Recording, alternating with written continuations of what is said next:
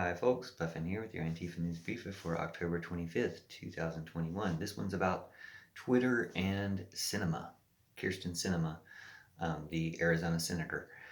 Come back to her in a second, mostly about Twitter right now, the fact that they've admitted they promote right-wing hate speech. And there is a connection here, but I'll get to that.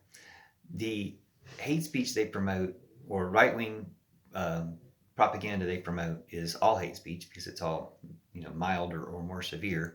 All right-wing stuff is hate speech, but that's what they promote because it encourages engagement. Now they're acting all shocked, like Zuckerberg did, like, "Oh, we did that," and saying, "Oh, well, it was our machine algorithm that did that. Our machine algorithm determined that um, their talking points were the most provocative and produced the most engagement, the most arguments, made people the angriest." If you watch the Facebook coverage, it's about they maximized outrage. So if most people are outraged by a small number of people's racist or sexist or fascist, otherwise fascist propaganda, transphobic, homophobic, bootlicker propaganda, and most people are outraged by that, then they promote that content. They make more of it or they amplify it in various ways. They probably also suppress the truthful contradictions to that. I know I've been suppressed on Twitter. They suspended me 8-9 years ago with no reason ever given. But they suppress the conversation that would end those conversations, because those conversations and having people continually saying these and more people saying this is what's provocative and keeps people on the platform. Same thing with Facebook. Now they can act like, oh, well, this is all just because that's what keeps people on the platform. But they knew that that's what it was. So they're really guilty for promoting fascism themselves, and we need to address that. But we'll talk about what they're going to do now. Now that they've admitted it, what are they going to do? Are they going to change it? Are they going to say, hey, well, that was wrong. We're going to do the opposite now, or we're going to do something different? And this is where it reminds me of Kirsten Sinema and the DNC and our attempts in the primary to get a progressive senator for Arizona. And the DNC, that kind of Hillary camp of the Democrats, saying, no, we have to go with Kirsten Sinema. And we said back then, we don't want her. I mean, the country doesn't want her representing Arizona because she represents the pharmaceutical industry. She's tied with the pharmaceutical industries.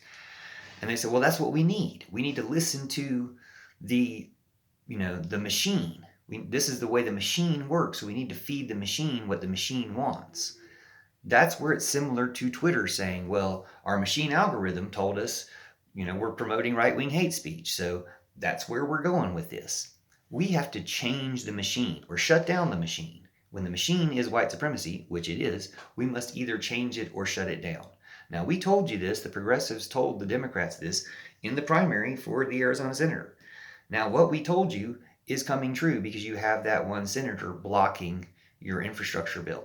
Well, and Joe Manchin, but I'll make another video about him or about both of them. But this is just about how that relates to the DNC's role in electing Sinema by saying, well, this is what the machine has told us we want.